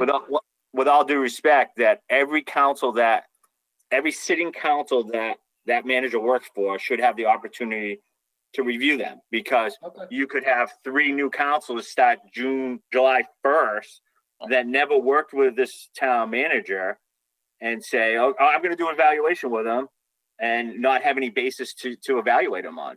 Performance is week to week, day to day acumen. So that's my personal opinion. Council Steves? I was going to essentially say I know that was a big part of our thought when we were originally drafting the whole concept of evaluation and putting it into the contract, not only for Michael, but for Ron even before him. The whole point is that we need to be able to review and have something to work from going into the next fiscal year. Because once you got that done in the end of this fiscal year, then if you go into the next, I think it's the next paragraph in the contract says we shall set goals within like a month of the beginning of the new fiscal year. I mean, granted, if we had hired him at the beginning of June, chances are we would have pushed off a review to like at least probably until January, or just done at the end of the next fiscal year. 1 extra month doesn't make that much of a difference. But as Jack mentioned, pushing it off to 2 full fiscal years is kind of extensive. Yeah. Town manager, do you have any comments on the thought process on this, or right now, or I mean, it's going to be for future conversations, but my point was, I think there's more than enough to be able to complete a fair and comprehensive evaluation. Mr. Town Manager? I don't have any real preference one way or another. I'm sure there are people who say, hey, I'm fine with you waiting all that time, but it allows us, again, we have a good working relationship, in my opinion, for us to understand what the rules of the game are. And I do work with a lot of college students, and I always say, you need to take a good look at the syllabus. That's the rules of the game. And I'm not saying that there's a game, but you have to understand the parameters that you're working with. Whether you're playing a sport, you're working a job, you have to understand what your expectations are. Because I wouldn't want to go almost 2 years without knowing if I'm on the right path with you folks either. So I think it makes good sense that we have some type of interim review. I'll have been here for the better part of 9 months by the end of the fiscal year. I think by then you'll know what I've been up to, have a pretty good idea. And we can also work on some goals for the fiscal 2022 as well. Thank you. Council Lazo, and then Council Dow. I think, Mr. Manager, that if you weren't on track, that there are a few personalities on this council that would let you know about that you're off track. So I think you have a council right now, if I can pass judgment on this council, which I don't like doing. I've served on a couple of them. This one here is impressive, workable. They fight the issue. They don't fight each other. And I'm enjoying being on the council. But I think you being the manager, if there was something that was off track, I think that this council is honest and upright and would set it straight on what we thought the problems were. I think what we've done in a short period of time, also, if I may pay a compliment to Jack Jovan and Councilor Daniels, we've turned the train around from where it was headed. And I think we're heading in the right direction, and there's a lot of work ahead. And I think that as far as evaluating, I could evaluate you tomorrow. If you want to do a cutoff date, we can do a cutoff date. My thing is setting the goals and objectives of the upcoming year is the most important thing to do. So we're on the same page now that we've turned the train around. We're going to now run. And I think that we're in a great position. I think the town's in a great position right now with the people that are in charge, whether they be the council, manager, chairman, vice chairman. I think I don't think you know how frustrating it was for us when we all first got on to try and do something good for the town of Southbridge, and the chemistry was not there. I do not think the manager, predecessor, was the man for the job, and I think he understood it at a little over his head. So I think going forward, whether we evaluate you now, half year, quarter year, 2 years, I think the goals and objectives that we set forward are the ones that I would look forward to evaluating you on. Thank you. Thank you.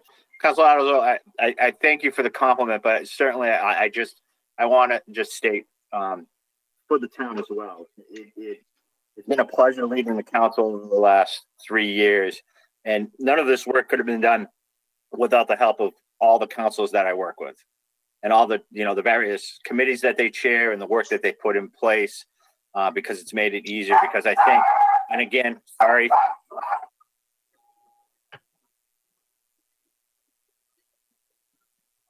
Mad dog. Happens when somebody comes to the door and you're talking, this eloquence, and then, but in any event, it's it's been the hard work of all the counselors. We do have differences of opinion, and sometimes we do get heated a little bit, but it's all been for the benefit of the town. And I think together, collectively, we made the decision to go in a different path in the leadership management of the town. We made that decision, and there's no doubt that together we will accomplish. We have a lot of great things going on, and I think the public sees that there's a lot of good things on the horizon. Councilor Marchetti and his committee on the roads and pushing that issue, the curbside collection, all these issues are important to the town, and it's collectively. So, but thank you for the kudos, but it hasn't been me alone. It's been the entire council, and it's been a pleasure to be the chairman and work with you and my vice chairman, Councilor Daniel. Councilor Dow? Thank you, Mr. Chair, to you. I don't see why not meeting or do something like this every 2-3 months, regardless if we violate the town manager or not. But at least we discussed and think which way we're heading. If we doing right, where our problem, where the issue. The town manager, he know how we feel about him. He will feel better and be more maybe don't hold me on that word, like aggressive on he feeling good about himself. He's doing good. We all support him better and keep things, a year or 2 years and then become boring. Like he doesn't know which way, if he's really doing good or not. I'm sure he knows, but I think by us telling him, great job, we're heading this way, we did too many improvement already. I think that's a great idea to have something like this every 3 months or 6 months. I don't see why not. Councilor Lazo, he have a point about the goal and objective. I think the councilors should all get together, a private meeting, and discuss things, put things together, and see what's the best for the town, and then we can move forward to the town manager and give him, help him with, some different thing. Maybe he doesn't see it. He wasn't in town, and the old councilors and you guys born here and know a lot of things in town, and you know what the town need. Maybe that will help him too in the future to see which way he needs to focus more or sooner. I think it's a good idea to keep meeting as the councilors together in 3 or 6 months with the town manager, and then do what we did right now. Thank you. Thank you. Yeah, I certainly hope that, my goal would be the rest of this year to maybe have one more of these council of the wholes, just like a roundtable type discussion. I think our discussions are always better when we're around the table and we're able to have that free. The Zoom type of stuff is not conducive to the type of discussion, because we all know that when we have those public roundtable type of discussions, there's free flow of information, not as formal as a regular council meeting. And I think that's where you get a lot of the great work done. So hopefully at our next meeting, we can meet in the council chambers and have that roundtable discussion. It would be a public meeting because unfortunately the law doesn't apply, approve of us having private meetings, but certainly more of these type of dialogues throughout the fiscal year are beneficial, and maybe future councils can hold them as well. Is there anything further on this? Any other comments that we want to discuss this evening? And we'll work through, coming up with timeline to the evaluation process, the goals and objectives to set for next year. And there's a lot of great work, and I look forward to working with you all. If there's no other questions, comments on that. So we do have a matter that we're going to relate to an executive session relative to direction that we want to give the town manager through goals and objectives and thought process for the next fiscal year. So with that, I'll entertain a motion into executive session pursuant to Mass General Law, Chapter 38, Section 21, Section 6, to consider the purchase, exchange, lease, or value of real property relative to the modification or construction of a fire station, which, if discussed in an open meeting, the chairman declares have a detrimental effect on the negotiating position of the public body. So moved. Second. I have a motion by Council Leonard, second by Council Catrona. The council, okay, go ahead. Roll call. Counselor Adams, Yes. Counselor Daniel, Yes. Counselor Dow, Yes. Counselor Catrona, Yes. Counselor Jovan, Yes. Counselor Lazo, Yes. Counselor Marquetti, Yes. and Counselor Steves. Yes. Thank you. The town council will adjourn from executive session. We will not return to open session. Thank you.